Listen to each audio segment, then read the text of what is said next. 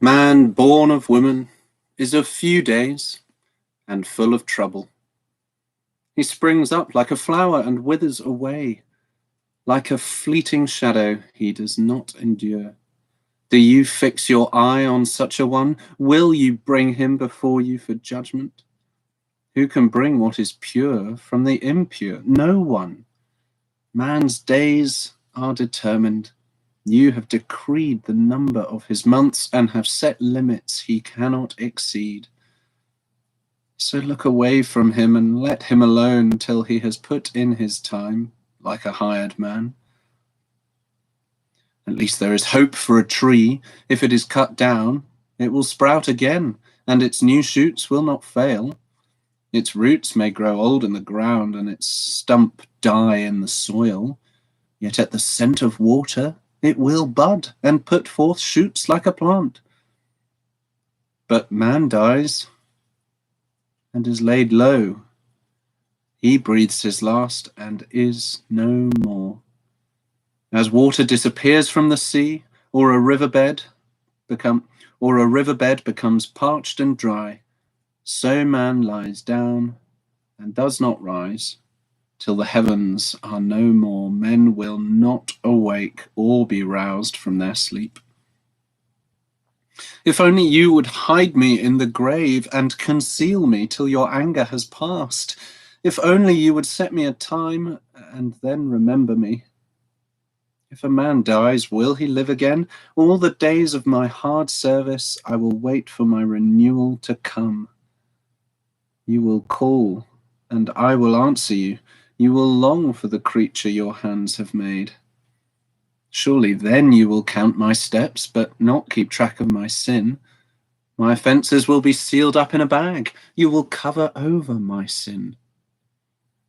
But as a mountain erodes and crumbles, and as a rock is moved from its place, as water wears away stones and torrents wash away the soil, so you destroy man's hope. You overpower him once for all, and he is gone.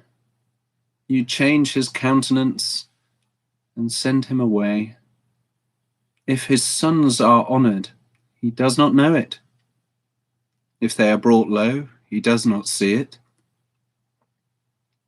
He feels but the pain of his own body and mourns only for himself.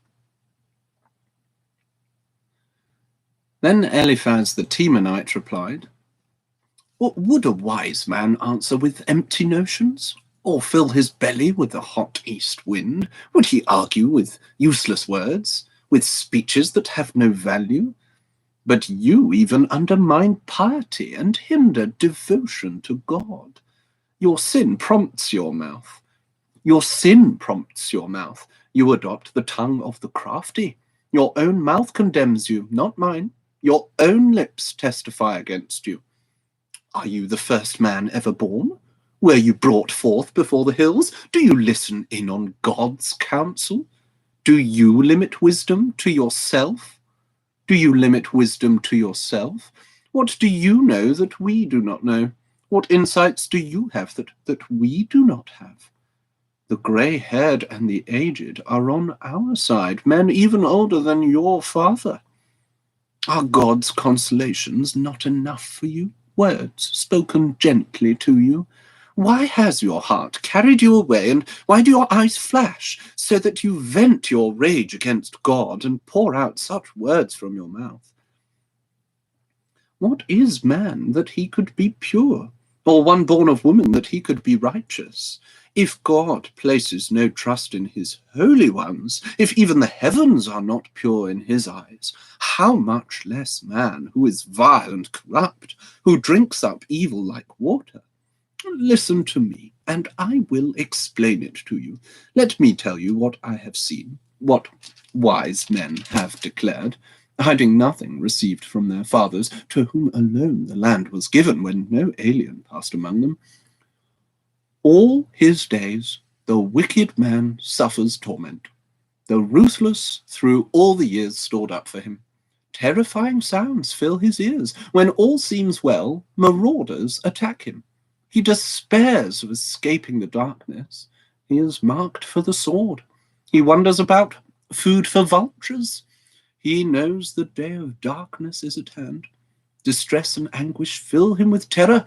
They overwhelm him like a king poised to attack, because he shakes his fist at God and vaunts himself against the Almighty, defiantly charging against him with a thick, strong shield. Though his face is covered with fat and his waist bulges with flesh, he will inhabit ruined towns and houses where no one lives, houses crumbling to rubble. He will no longer be rich, and his wealth will not endure, nor will his possessions spread over the land. He will not escape the darkness. A flame will wither his shoots, and the breath of God's mouth will carry him away. Let him not deceive himself by trusting what is worthless, for he will get nothing in return. Before his time he will be paid in full, and his branches will not flourish. He will be like a vine stripped of its unripe grapes, like an olive tree shedding its blossoms. For the company of the godless will be barren, and fire will consume the tents of those who love bribes. They conceive trouble and give birth to evil. Their womb fashions deceit. Then Job replied, I have heard many things like these. Miserable comforters are you all. Will your long-winded speeches never end? What ails you? What ails you that you keep on arguing? I also could speak like you if you were in my place. I could make fine speeches against you and shake my head at you, but my mouth would encourage you. Comfort from my lips would bring you relief.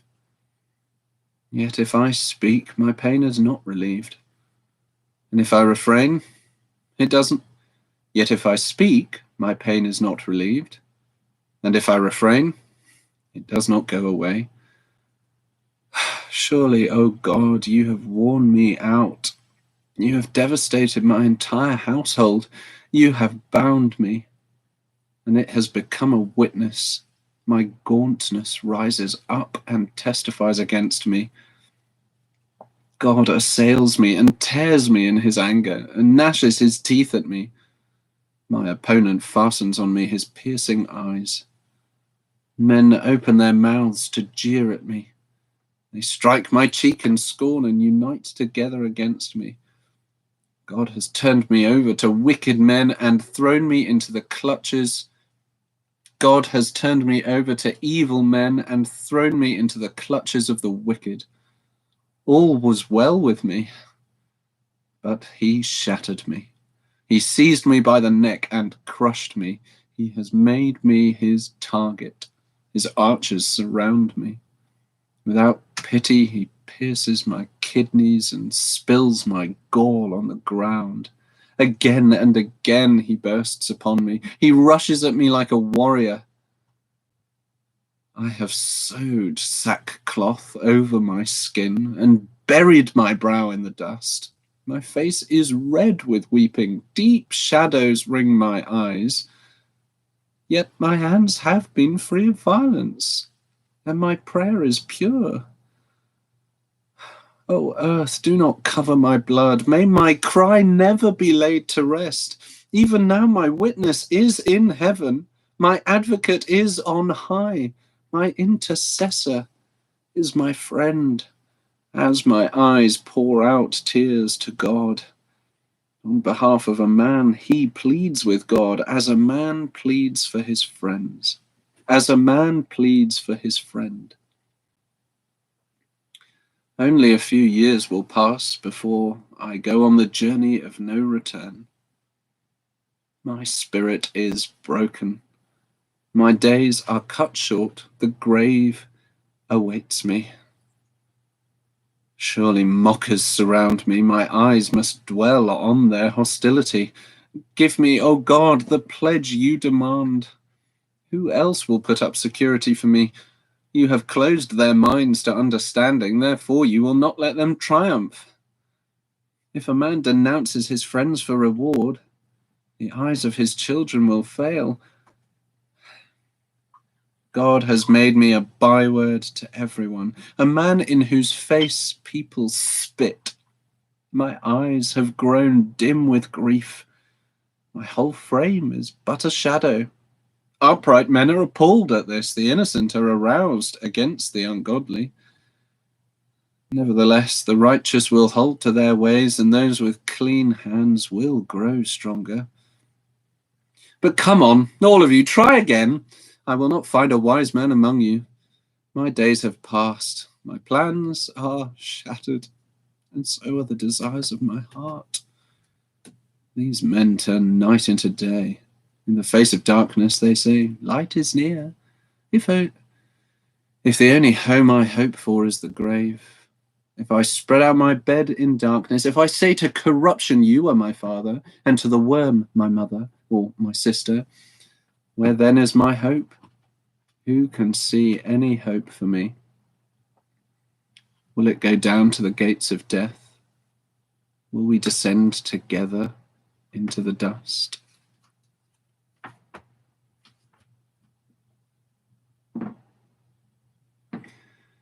Then Bildad the Shuhite replied, when will you end these speeches? Be sensible, and then we can talk. Why are we regarded as cattle and considered stupid in your sight? You who tear yourself to pieces in your anger. Is the earth to be abandoned for your sake? Or must the rocks be moved from their place? The lamp of the wicked is snuffed out. The flame of his fire stops burning. The light in his tent becomes dark. The lamp beside him goes out. The vigor of his step is weakened. His own schemes throw him down. His feet thrust him into a net, and he wanders into its mesh. A trap seizes him by the heel. A snare holds him fast. A noose is hidden for him on the ground. A trap lies in his path. Terrors startle him on every side and dog his every step. Calamity is hungry for him. Disaster is ready for him when he falls. It eats away parts of his skin. Death's firstborn devours his limbs. He is torn from the security of his tent and marched off to the king of terrors. Fire resides in his tent. Burning sulfur is scattered over his dwelling. His roots dry up below, and his branches wither above. The memory of him perishes from the earth. He has no name in the land. He is driven from light into darkness and is banished from the world. He has no offspring or descendants among his people, no survivor where once he lived. Men of the West are appalled at his fate. Men of the East are seized with horror. Surely such is the dwelling of an evil man. Such is the place of one who knows not God. Then Job replied, how long will you torment me and crush me with words? 10 times now you have reproached me. Shamelessly you attack me. If it is true that I have gone astray, my error remains my concern alone. If indeed you would exalt yourselves above me and use my humiliation against me, then know that God has wronged me and drawn his net around me. Though I cry I've been wronged, I get no response. Though I call for help, there is no justice. He has blocked my way so that I cannot pass. He has shrouded my paths in darkness. He has stripped me of my honor and removed the crown from my head. He tears me down on every side till I am gone. He uproots my hope like a tree. His anger burns against me. He counts me among his enemies. His troops advance in force.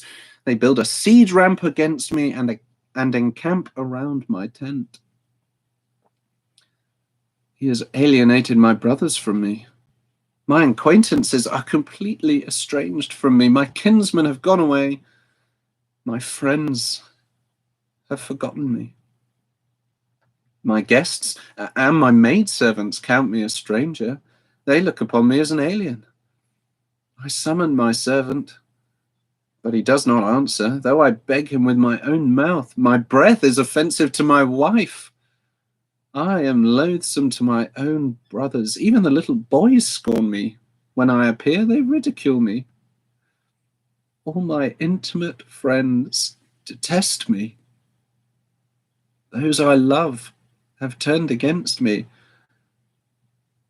I'm nothing but skin and bones. I've escaped by only the skin of my teeth. Have pity on me, my friends, have pity, for the hand of God has struck me. Why do you pursue me as God does? Will you never get enough of my flesh? Oh, that my words were recorded, that they were written on a scroll, that they were inscribed with an iron tool on lead, or engraved in rock forever. I know that my Redeemer lives, and that in the end he will stand upon the earth. And after my skin has been destroyed, yet in my flesh I will see God. I myself will see him with my own eyes. I, and not another. How my heart yearns within me. If you say, how we will hound him, since the root of the trouble lies in him, you should fear the sword yourselves. For wrath will bring punishment by the sword, and then you will know that there is judgment. Then Zophar the Naamathite replied, My troubled thoughts prompt me to answer, because I am greatly disturbed. I hear a rebuke that dishonors me, and my understanding inspires me to reply. Surely you know how it has been from of old, ever since man was placed on the earth, that the mirth of the wicked is brief. The joy of the godless lasts but a moment. Though his pride reaches to the heavens and his head touches the clouds, he will perish forever, like his own dung. Those who have seen him will say, Where is he? Like a dream he flies away, no more to be found, banished like a vision of the night. The eye that saw him will not see him again. His place will look on him no more.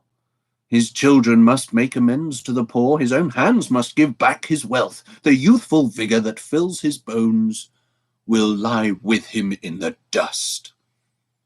Though evil is sweet in his mouth, and he hides it under his tongue, though evil is sweet in his mouth, and he hides it under his tongue, though he cannot bear to let it go and keeps it in his mouth, yet his food will turn sour in his stomach. It will become the venom of serpents within him. He will spit out the riches he swallowed. God will make his stomach vomit them up. He will suck the poison of serpents. The fangs of an adder will kill him. He will not enjoy the streams, the rivers flowing with honey and cream. What he toiled for, he must give back uneaten. He will not enjoy the profit from his trading, for he has oppressed the poor and left them destitute. He has seized houses he did not build. Surely he will have no respite from his craving. He cannot save himself by his treasure. Nothing is left for him to devour. His prosperity will not endure. In the midst of his plenty, distress will overtake him. The full force of misery will come upon him.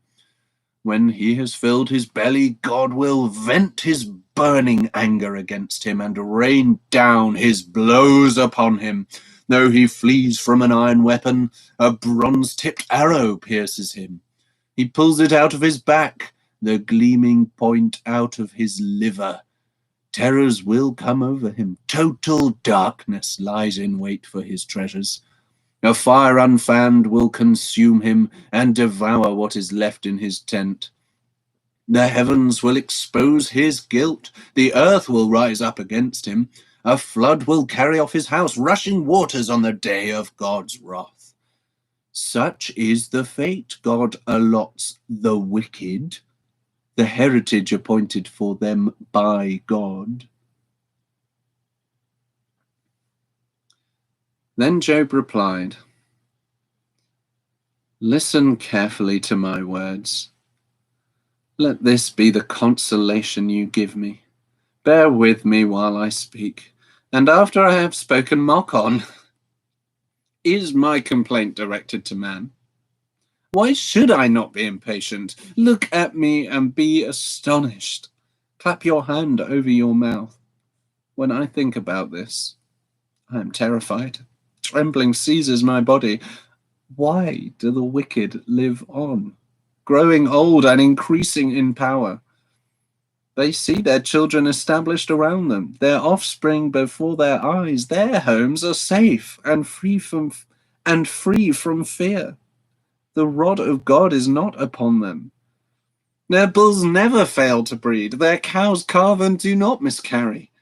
They send forth their children as a flock. Their little ones dance about. They sing to the music of tambourine and harp. They make merry to the sound of the flute. They spend their years in prosperity and go down to the grave in peace. Yet they say to God, leave us alone. We have no desire to know your ways. Who is the Almighty that we should serve him? What would we gain by praying to him? But their prosperity is not in their own hands. So I stand aloof from the counsel of the wicked. Yet how often is the lamp of the wicked snuffed out? How often does calamity come upon them, the fate God allots in his anger? How often are they like straw before the wind, like chaff swept away by a gale? It is said, God stores up a man's punishment for his sons. Let him repay the man himself, so that he will know it. Let his own eyes see his destruction. Let him drink of the wrath of the Almighty. For what does he care about the family he leaves behind when his allotted months come to an end? Can anyone teach knowledge to God, since he judges even the highest? One man dies in full vigor, completely secure and at ease, his body well nourished, his bones rich with marrow. Another man dies in bitterness of soul, never having enjoyed anything good. Side by side they lie in the dust, and worms cover them both. I know full well what you are thinking, the schemes by which you would wrong me. You say, where now is the great man's house, the tents where wicked men lived? Have you never questioned those who travel? Have you paid no regard to their accounts, that the evil man is spared from the day of calamity, that he is delivered from the day of wrath? Who denounces his conduct to his face? Who repays him for what he has done? He is carried to the grave, and watch is kept over his tomb. The soil in the valley is sweet to him. All men follow after him, and a countless throng goes before him. So how can you console me with your nonsense? Nothing is left of your answers but falsehood. Then Eliphaz the Temanite replied, Can a man be of benefit to God? Can even a wise man benefit him? What pleasure would it give the Almighty if you were righteous? What would he gain if your ways were blameless? Is it for your piety that he rebukes you and brings charges against you? Is not your wickedness great? Are not your sins endless? You demanded security from your brothers for no reason. You stripped men of their clothing, leaving them naked. You gave no water to the weary, and you withheld food from the hungry. Though you were a powerful man, owning land, an honored man, living on it. And you sent widows away empty-handed and broke the strength of the fatherless. That is why snares are all around you, why sudden peril terrifies you, why it is so dark that you cannot see, and why a flood of water covers you. Is not God in the heights of heaven? And see how lofty are the highest stars. Yet you say, what does God know? Does he judge through such darkness? Thick clouds veil him, so he does not see us. As Thick clouds veil him, so he does not see us as he goes about in the vaulted heavens. Will you keep to the old path that evil men have trod? They were carried off before their time, their foundations washed away by a flood. They said to God, leave us alone. What can the Almighty do to us? Yet it was he who filled their houses with good things. So I stand aloof from the counsel of the wicked. The righteous see their ruin and rejoice. The innocent mock them, saying, surely our foes are destroyed, and fire devours their wealth. Submit to God and be at peace with him. In this way, prosperity will come to you. Accept instruction from his mouth and lay up his words in your heart. If you return to the Almighty, you will be restored. If you remove wickedness far from your tent and assign your nuggets to the dust, your gold of Ophir to the rocks in the ravines, then the Almighty will be your gold, the choicest silver for you. Surely then you will find delight in the Almighty, and will lift up your face to God. You will pray to him, and he will hear you, and you will fulfill your vows. What you decide on will be done, and light will shine on your ways. When men are brought low and you say, lift them up, then he will save the downcast. He will deliver even one who is not innocent, who will be delivered through the cleanness of your hands. Then Job replied, even today my complaint is bitter. His hand is heavy in spite of my groaning. Even today my complaint is bitter. His hand is heavy in spite of my groaning. If only I knew where to find him. If only I could go to his dwelling. I would state my case before him and fill my mouth with arguments. I would find out what he would answer me and consider what he would say. Would he oppose me with great power? No, he would not press charges against me. There an upright man could present his case before him, and I would be delivered forever from my judge. But if I go to the east, he is not there. If I go to the west, I do not find him. When he is at work in the north, I do not see him. When he turns to the south, I catch no glimpse of him. But he knows the way that I take. When he has tested me, I shall come forth as gold. My feet have closely followed his steps. I have kept to his way, without turning aside. I have not departed from the commands of his lips. I have treasured the words of his mouth more than my daily bread. But he stands alone, and who can oppose him? He does whatever he pleases. He carries out his decree against me, and many such plans he still has in store. That is why I am terrified before him when I think of all this. That is why I am terrified before him. When I think of all this, I fear him. God has made my heart faint. The Almighty has terrified me. Yet I am not silenced by the darkness, by the thick darkness that covers my face. Why does the Almighty not set times for judgment?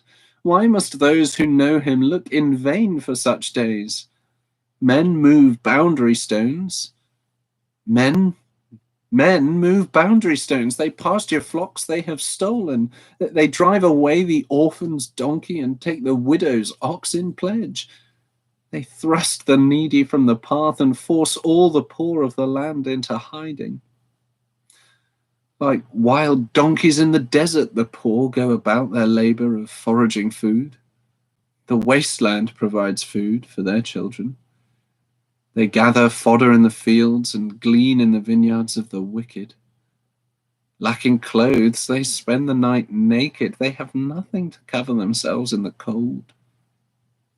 They are drenched by mountain rains and hug the rocks for lack of shelter. The fatherless child is snatched from the breast. The infant of the poor is seized for a debt. lacking clothes, they go about naked. They carry the sheaves, but still go hungry. They crush olives among the terraces. They tread the wine presses, yet suffer thirst.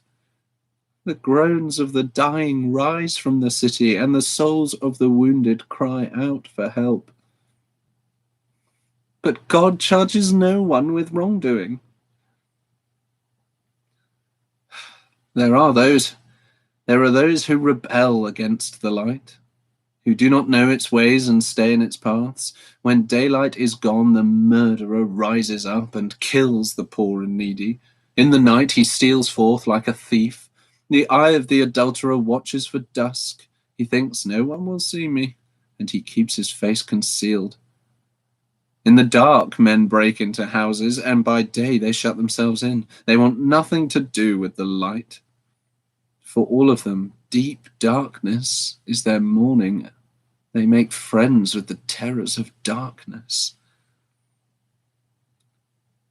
Yet they are foam on the surface of the water. Their portion of the land is cursed, so that no one goes to the vineyards. As heat and drought snatch away the melted snow, so the grave snatches away those who have sinned. The womb forgets them.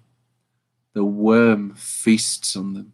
Evil men are no longer remembered, but are broken like a tree. They prey on the barren and childless women. They prey on the barren and childless woman, and to the widow shown no kindness. But God drags away the mighty by his power. Though they become established, they have no assurance of life. He may let them rest in a feeling of security, but his eyes are on their ways. For a little while they are exalted, and then they are gone. They are brought low and gathered up like all others, They are cut off like ears of corn. If this is not so, who can prove me false and reduce my words to nothing? Then Bildad the Shuhite replied, Dominion and awe belong to God. He establishes order in the heights of heaven. Can his forces be numbered? Upon whom does his light not rise? Upon whom does his light not rise? How then can a man be righteous before God? How can one born of woman be pure? If even the moon is not bright and the stars are not pure in his eyes, how much less man who is but a maggot, a son of man, who is only a worm? Then Job replied, How you have helped the powerless, how you have saved the arm that is feeble. What advice you have offered to one without wisdom. What advice you have offered to one without wisdom, and what great insight you have displayed. Who has helped you utter these words, and whose spirit spoke from your mouth? The dead are in deep anguish, those beneath the waters and all that live in them. Death is naked before God. Destruction lies uncovered. He spreads out the northern skies over empty space. He suspends the earth over nothing. He wraps up the waters in his clouds, yet the clouds do not burst under their weight. He covers the face of the full moon, spreading his clouds over it. He marks out the horizon on the face of the waters for a boundary between light and darkness. The pillars of the heavens quake aghast at his rebuke. By his power, he churned up the sea. By his wisdom, he cut Rahab to pieces. By his breath, the skies became fair. His hand pierced the gliding serpent, and these are but the outer fringe of his works. How faint the whisper we hear of him. Who then can understand the thunder of his power? And Job continued his discourse.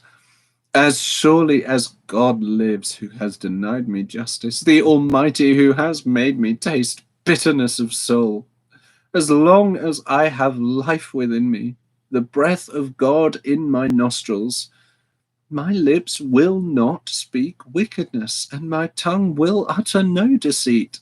I will never admit you are in the right. Till I die, I will not deny my integrity. I will maintain my righteousness and never let go of it. My conscience will not reproach me as long as I live.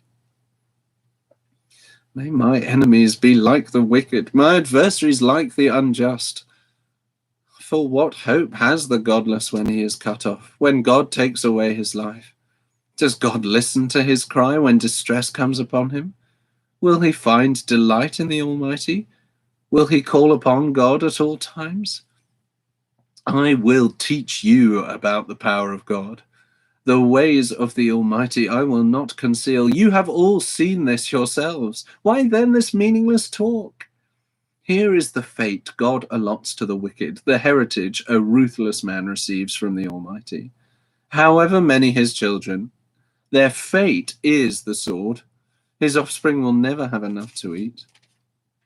The plague will bury those who survive him, and their widows will not weep for them. Though he heaps up silver like dust and clothes like piles of clay, what he lays up the righteous will wear, and the innocent will divide his silver.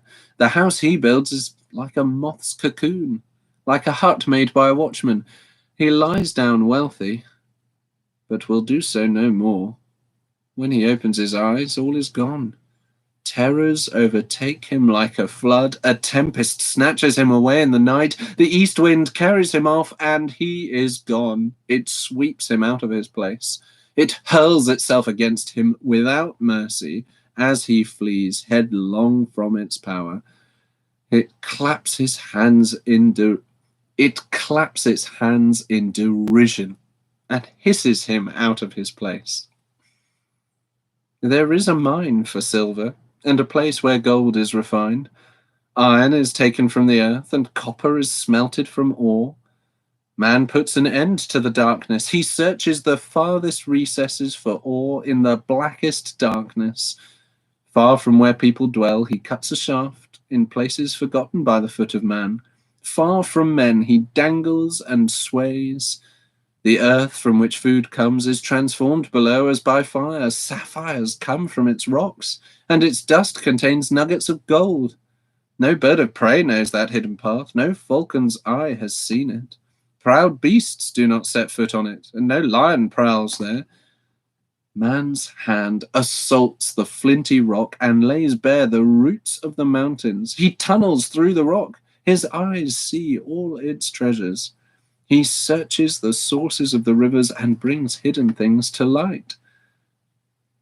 But where can wisdom be found? Where does understanding dwell? Man does not comprehend its worth. It cannot be found in the land of the living. The deep says, it is not in me. The sea says, it is not with me. It cannot be bought with the finest gold, nor can its price be weighed in silver. It cannot be bought with the gold of Ophir, with precious onyx or sapphires. Neither gold nor crystal can compare with it, nor can it be had for jewels of gold. Coral and jasper are not worthy of mention. The price of wisdom is beyond rubies. The topaz of Cush cannot compare with it. It cannot be bought with pure gold.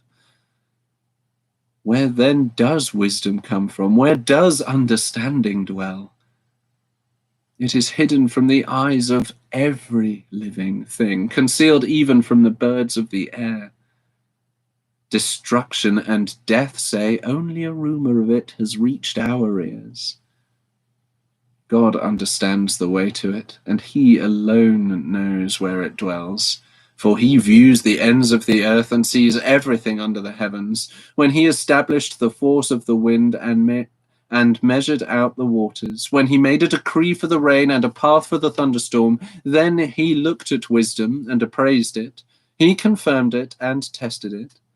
And he said to man, the fear of the Lord, that is wisdom, and to shun evil is understanding. Job continued his discourse. How I long for the months gone by, for the days when God watched over me, when his lamp shone upon my head, and by his light I walked through darkness. Oh, for the days when I was in my prime, when God's intimate friendship blessed my house, when the Almighty was still with me, and my children were around me, when my path was drenched with cream, and the rock poured out for me streams of olive oil. When I went to the gate of the city and took my seat in the public square, the young men saw me and stepped aside, and the old men rose to their feet. The chief men refrained from speaking and covered their mouths with their hands. The voices of the nobles were hushed, and their tongues stuck to the roof of their mouths. Whoever heard me spoke well of me, and those who saw me commended me, because I rescued the poor who cried for help, and the fatherless who had none to assist him. The man who was dying blessed me. I made the widow's heart sing. I put on righteousness as my clothing. Justice was my robe and my turban. I was eyes to the blind and feet to the lame. I was a father to the needy. I took up the case of the stranger. I broke the fangs of the wicked and snatched the victims from their teeth. I thought, I shall die in my own house. My days, I thought, I shall die in my own house. My days as numerous as the grains of sand. My roots will reach to the water, and the dew will lie all night on my branches. My glory will remain fresh in me, the bow ever new in my hand. Men listened to me expectantly, waiting in silence for my counsel. After I had spoken, they spoke no more. My words fell gently on their ears. They waited for me as for showers, and drank in my words as the spring rain. When I smiled at them, they scarcely believed it. The light of my face was precious to them. I chose the way for them and sat as their chief. I dwelt as a king among his troops. I was like one who comforts mourners. But now they mock me. Men younger than I, whose fathers I would have disdained to put with my sheepdogs. Of what use was the strength of their hands to me, since their vigor has gone from... Of what use was the strength of their hands to me, since their vigor had gone from them? Haggard from want and hunger, they roamed the parched land in desolate wastelands at night. In the brush they gathered salt herbs, and their food was the root of the broom tree. They were banished from their fellow men, shouted at as if they were thieves. They were forced to live in the dry stream beds among the rocks and in holes in the ground. They brayed among the bushes and huddled in the undergrowth, a base and nameless brood. They were driven out of the land, and now their sons mock me and song. I have become a byword among them. They detest me and keep their distance. They do not hesitate to spit in my face. Now that God has unstrung my bow and afflicted me, they throw off restraint in my presence. On my right the tribe attacks. They lay snares for my feet. They build their siege ramps against me. They break up my road. They succeed in destroying me without anyone's helping them. They advance as through a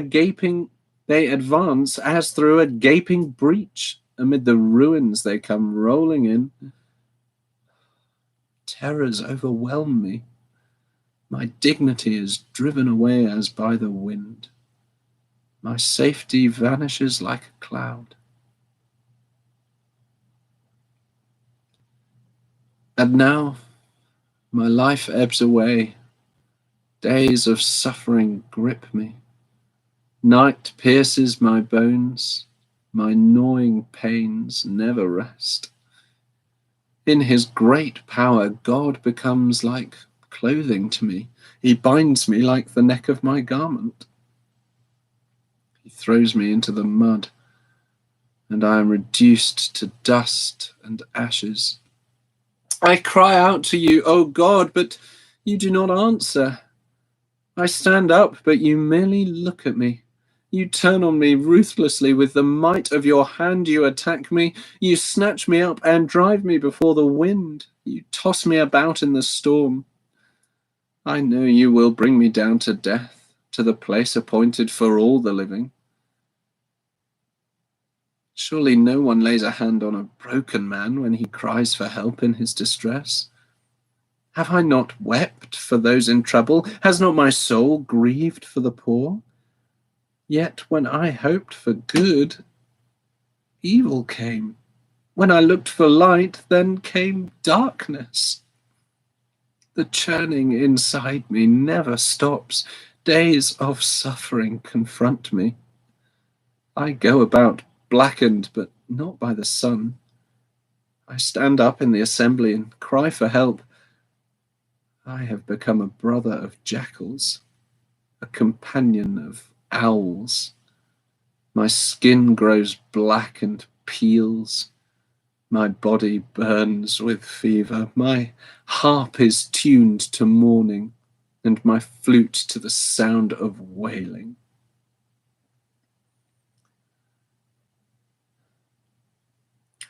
I made a covenant with my eyes, not to look lustfully at a girl.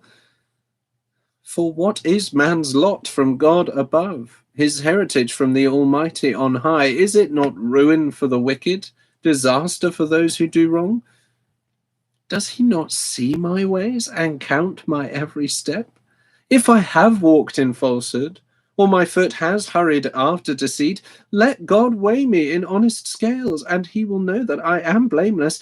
If my steps have turned from the path, if my heart has been led by my eyes,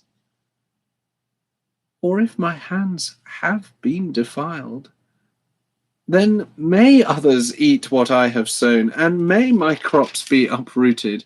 If my heart has been enticed by a woman, or if I have lurked at my neighbor's door, then may my wife grind another man's grain, and may other men sleep with her, for that would have been shameful, a sin to be judged. It is a fire that burns to destruction. It would have uprooted my harvest. If I have denied justice to my menservants and maidservants when they had a grievance against me, if I have denied justice to my menservants and maidservants when they had a grievance against me, what will I do when God confronts me? What will I answer when called to account? Did not he who made me in the womb make them? Did not the same one form us both within our mothers? If I have denied the desires of the poor, or let the eyes of the widow grow weary, if I have kept my bread to myself, not sharing it with the fatherless, but from my youth I reared him as would a father, and from my birth I guided the widow, if I have seen anyone perishing for lack of clothing, or a needy man without a garment, and his heart did not bless me for warming him with the fleece of my sheep, if I have raised my hand against the fatherless, knowing that I had influence in court, then let my arm fall from the shoulder, let it be broken off at the joint, for I dreaded destruction from God, and for fear of his splendor I could not do such things. If I have put my trust in gold, or said to pure gold, you are my security, if I have rejoiced over my great wealth, the fortune my hands had gained, if I have regarded the sun in its radiance, or the moon moving in splendor, so that my heart was secretly enticed and my hand offered them a kiss of homage, then these also would be sins to be judged, for I would have been unfaithful to God on high. If I have rejoiced at my enemy's misfortune, or gloated over the trouble that came to him, I have not allowed my mouth to sin by invoking a curse against his life. If the men of my household have never said, who has not had his fill of Job's meat? But no stranger had to spend the night in the street, for my door was always open to the traveller. If I have concealed my sin as men do, by hiding my guilt in my heart, because I so feared the crowd and so dreaded the contempt of the clans, that I kept silent and would not go outside, oh, that I had someone to hear me. I sign now my defense. Let the Almighty answer me. Let my accuser put his indictment in writing. Surely I would wear it on my shoulder. I would put it on like a crown. I would give him an account of my every step. Like a prince, I would approach him. If my land cries out against me, and all its furrows are wet with tears, if I have devoured its yield without payment, or broken the spirit of its tenants, then let briars come up instead of wheat, and weeds instead of barley.